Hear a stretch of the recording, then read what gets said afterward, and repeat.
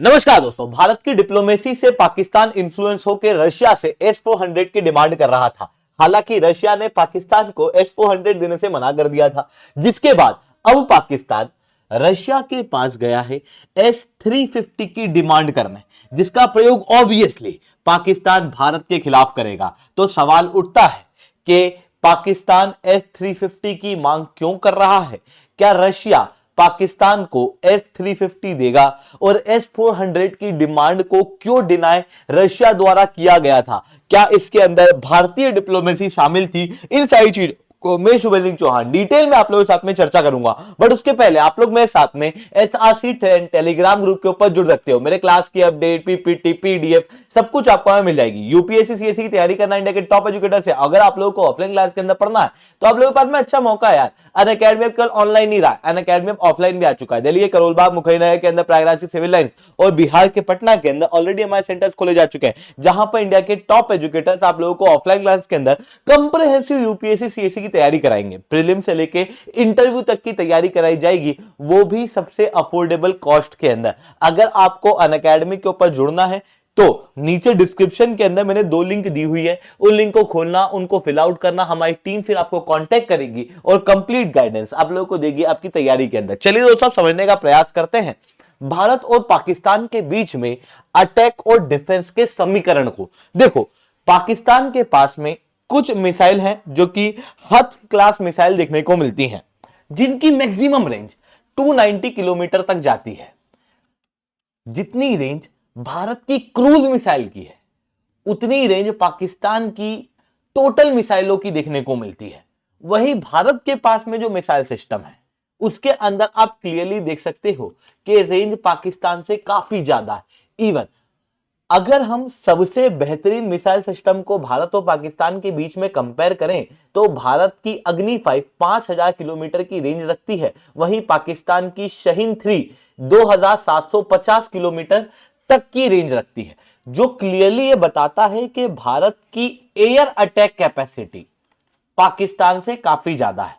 हालांकि पाकिस्तान अभी तक न्यूक्लियर वॉरहेड के मामले में भारत से आगे हुआ करता था, बट रिसेंटली जनवरी 2024 के डाटा ये बताते हैं कि भारत ने अब पाकिस्तान को न्यूक्लियर वॉरहेड के केस में भी पीछे छोड़ दिया, जो क्लियरली ये दर्शाता है कि भारत की एयर अटैक कैपेसिटी पाकिस्तान से काफी ज्यादा है।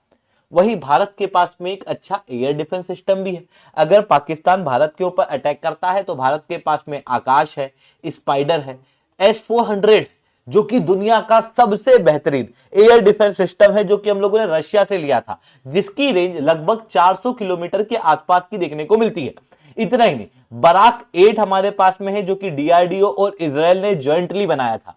इन डिफेंस सिस्टम के अलावा भारत खुद भी इंडिजिनसली एक देसी S-400 इजराइल के साथ में तैयार कर रहा है प्रोजेक्ट कुशा के तहत, जिसकी भी रेंज लगभग 350 से 400 किलोमीटर के आसपास की होगी। जबकि पाकिस्तान के पास में एयर डिफेंस कैपेसिटी के नाम पे कुछ भी नहीं है। ये लोग अभी भी मैनपेड का प्रयोग कर रहे हैं। वही HQ-7 और HQ-60 जैसे एयर डिफेंस सिस्टम पाकिस्तान के पास देखने को मिलते हैं, जो कि भी चाइना से आए हुए हैं। और अगर आप इनकी रेंज देखोगे तो आपको ये मैक्सिमम 40 किलोमीटर की दिखाई देगी।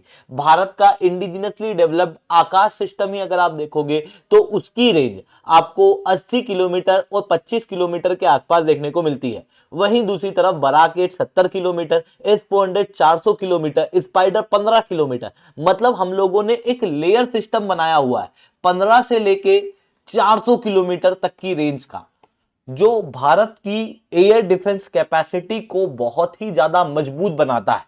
जबकि पाकिस्तान के पास में एयर डिफेंस सिस्टम के नाम पे कुछ भी नहीं है। इसी कारण से पाकिस्तान को इनसिक्योरिटी महसूस हो रही थी और वो रशिया के पास S-400 मांगने गया था।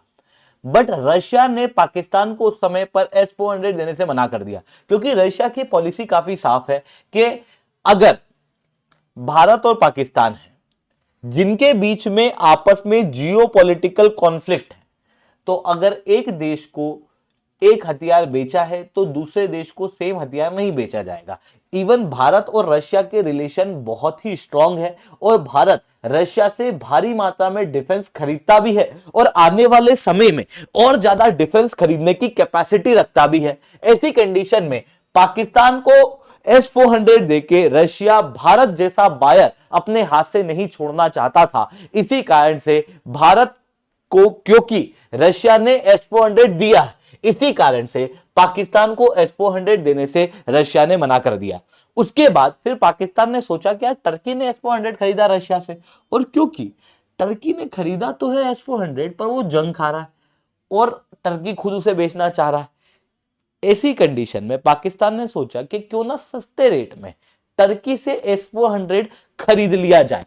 आप क्लियरली इसे यहां देख सकते हो, बट वो भी मुमकिन हो ना सका क्योंकि पाकिस्तान के पास में S-400 सस्ते रेट में भी खरीदने की पावर थी नहीं, जिसके बाद अब वो रशिया से S-350 की डिमांड कर रहा है, जो कि भी रशिया का एक बहुत इंपॉर्टेंट एयर डिफेंस सिस्टम है जिसे वो ग्राउंड लेवल पर यूज भी करता है।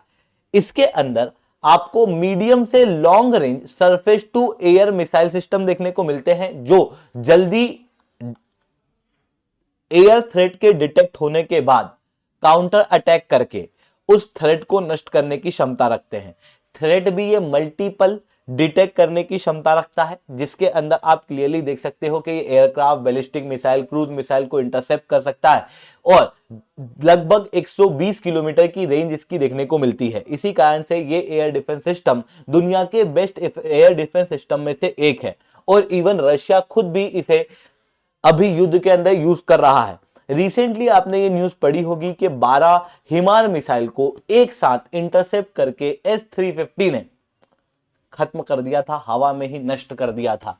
इसी कारण से पाकिस्तान अब इस S-350 की डिमांड रशिया से कर रहा है, बट इसका मिलना इतना आसान नहीं है क्योंकि ये जो S-350 है इसकी कॉस्ट एक्चुअल में कितनी है वो मार्केट में हमें नहीं पता, बट अल्जीरिया ने इस S-350 को खरीदा था और अल्जीरिया का जो टोटल डिफेंस बजट है उस वर्ष लगभग $20.6 बिलियन था और वो हर बार के मुकाबले लगभग 130% से बढ़ा था। इसी कारण से अल्जीरिया इस एयर डिफेंस सिस्टम को खरीद पाया था।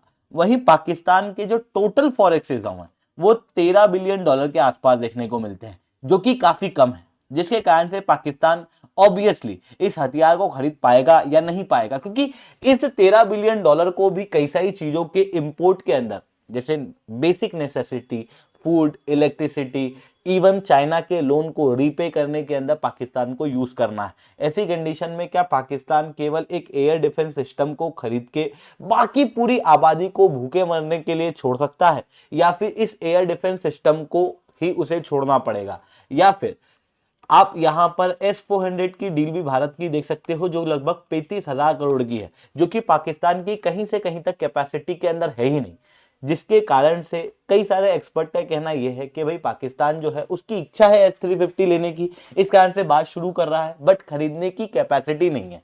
वहीं दूसरी तरफ रशिया भी शायद ही पाकिस्तान को ये S-400 दे, क्योंकि भारत ने रशिया के साथ में ये क्लियर कमिटमेंट लिए थे कि पाकिस्तान को कोई भी हथियार रशिया द्वारा सप्लाई नहीं किया जाएगा। ये भारतीय डिप्लोमेसी यहां पर देखने को मिलती है। हालांकि आप कई बार देखोगे कि रशिया के द्वारा पाकिस्तान को हथियार जो है वो उसके बाद भी बेचे गए। रशिया ये चीज इसलिए करता है क्योंकि ऑब्वियसली रशिया को भी अपने हथियार बेचने हैं, पर क्या रशिया अपने कमिटमेंट को तोड़ रहा है? ऑब्वियसली हाँ, तोड़ रहा है, डायरेक्टली या इनडायरेक्टली। पर रशिया का हर बार कहना यह रहता है कि हम पाकिस्तान को यह हथियार इसलिए बेच रहे हैं ताकि पाकिस्तान इन्हें आतंकवाद के खिलाफ प्रयोग कर सके। बट ग्राउंड रियलिटी में पाकिस्तान कभी भी इन हथियारों को आतंकवाद के खिलाफ यूज नहीं करता, उल्टा इंडिया के खिलाफ यूज करता हुआ दिखाई देता है। ऐसी कंडीशन में भारत इन कमिटमेंट के आधार पर रशिया के ऊपर प्रेशर भी डाल सकता है कि आप पाकिस्तान को ये S-350 ना बेचे। तो ये चीज हम लोगों को यहाँ पर देखने को मिल रही है। आई होप ये सारी बातें आपको समझ में आई होंगी। लेक्चर अच्छा लगा हो तो लाइक करना, लेक्चर बहुत अच्छा लगा हो नीचे कमेंट करना। यूपीएससी सीएससी की तैयारी करना, इंडिया के टॉप एजुकेटर से ऑफलाइन क्लास के अंदर पढ़ना है, आप लोगों के पास में अच्छा मौका है। अनअकैडमी केवल ऑनलाइन नहीं रहा है, अनअकैडमी अब ऑफलाइन भी आ चुका है। ऑफलाइन सेंटर हमारे ऑलरेडी खोले जा चुके हैं। अगर आपको हमारा ऑफलाइन सेंटर देखना है तो इस वीडियो को एंड तक देखना।